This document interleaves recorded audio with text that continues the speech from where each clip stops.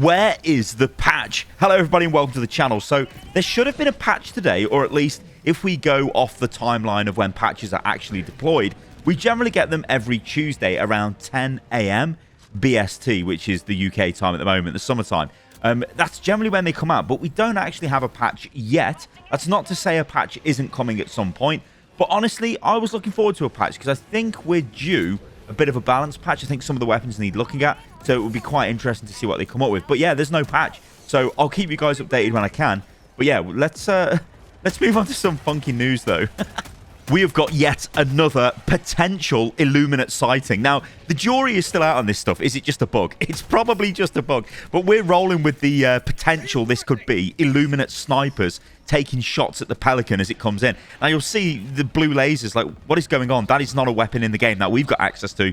Is this the Illuminate? Are they firing at Helldivers once again?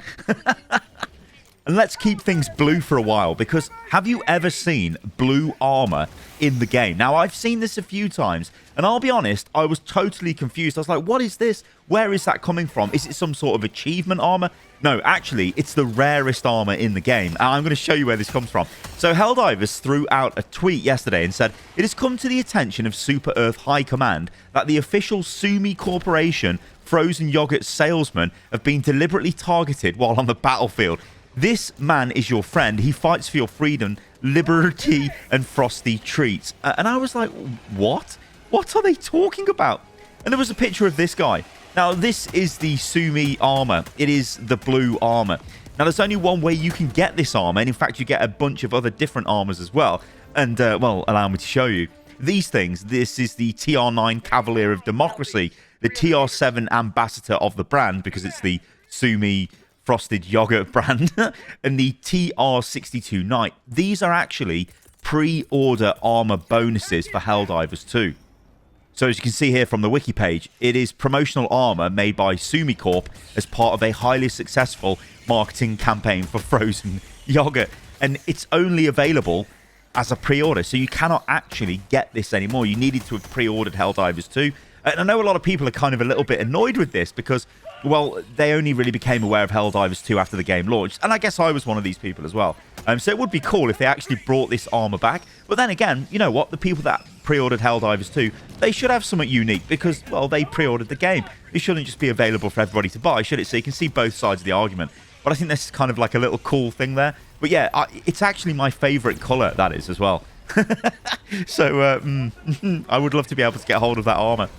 So let's jump over to Discord now, and we do get quite a lot of responses from community managers to questions that are being asked in the official Discord. So if you do have a question, honestly, I'd go and join the Discord and just drop them in. It's not likely your question is going to get answered because obviously there's like thousands, tens of thousands of messages going into that thing every hour. But there is a chance, and obviously, you know, I'll pick them and highlight some of them in videos when I see them because these are official responses from the game development team, essentially. Now, this is a response from a community manager from Twinbeard about liberation efforts being diminished. And it's actually kind of interesting, this is. So this is what he says. Okay, so what you, Xanos, and some other players are saying is that the most negative feeling about the galactic warfare, or rather liberation process, I guess, is the underlying system where the total player count in the galaxy is basically all that matters, and that it outweighs effort done by smaller, percentage-wise anyway, groups. You feel that if, for example, 10,000 players try to defend a planet and 200,000 don't, you feel punished by that, which in turn creates a bad vibe. Splitting liberation process by parts or planets I think is interesting personally, but I'd imagine it'd take rebuilding the whole liberation process or the whole liberation process system. If devs think it's a good idea, I'd be happy to balance it with Joel though. So this actually got me thinking, yeah, you know what? The way that we conduct the Galactic War at the moment, the advice is simple. If you want to take part in it in the most effective way possible, you go and complete missions and operations on the planet with the most Helldivers. That's literally it. There is no other... Going to a different planet has no impact on the Major Order or no impact on the Galactic War at all because, yeah, you've got reasons for going to other planets. You could just like the vibe of a certain planet. You like the biome. You want to fight the enemies on a certain planet instead of completing the mission order. But this got me thinking, you know, wouldn't it be interesting? And I think this would be a super cool feature. But if there were certain missions you could complete and they rewarded potentially higher liberation, like extremely difficult missions, or maybe even just running Helldive difficulty actually rewards more liberation to the planet potentially. I don't know, but then maybe that diminishes everybody else's efforts, and I'm not sure.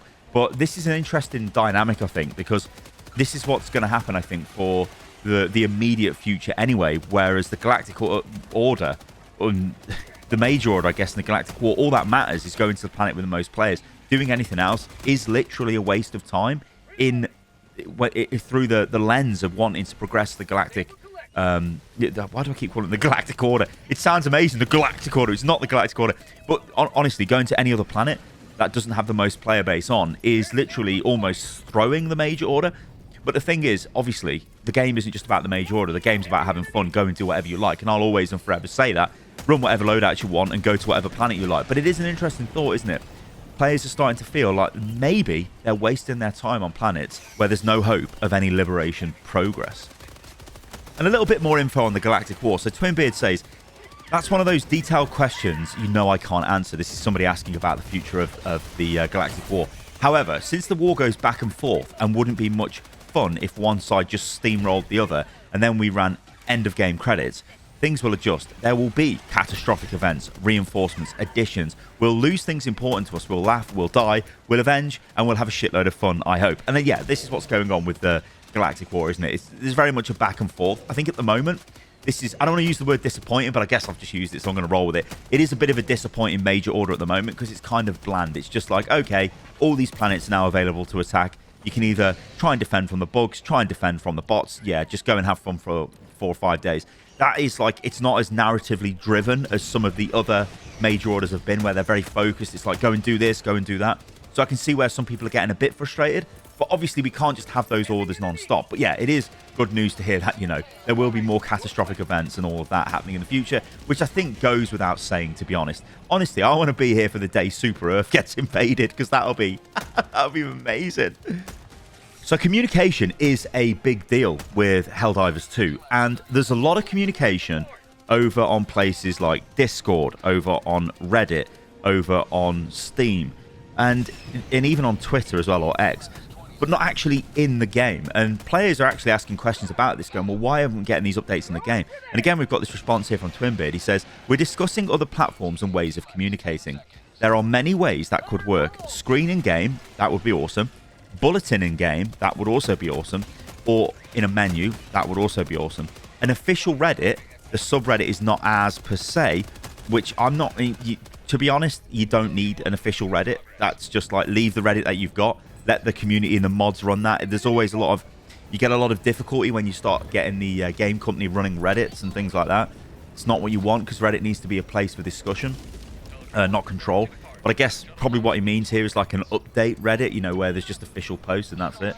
Maybe, because of course Arrowhead don't really have like their own forums, I suppose, to use like a Blizzard analogy where they had their own forums to kind of control that. But anyway, or simply being on the current subreddit more, which I think would be a better idea, or a newsletter, etc. Again, this is due to us being overwhelmed by the success of the game. We're still playing catch-up, we're getting there slowly, but it's a time-consuming and resource-heavy process. And this is what I love about this game, right? They are real with the community. They're telling us how it is. This game has exploded. They're struggling to deal with it, but they're trying to get there, and they will get there in time. And that's great. Like, that's all we need to know, right? Good stuff. Anyway, ladies and gentlemen, let me know what you think about all of this stuff in the comments below. And as ever, thank you for watching the video. Leave a like and do subscribe to the channel. And obviously commenting helps a ton as well.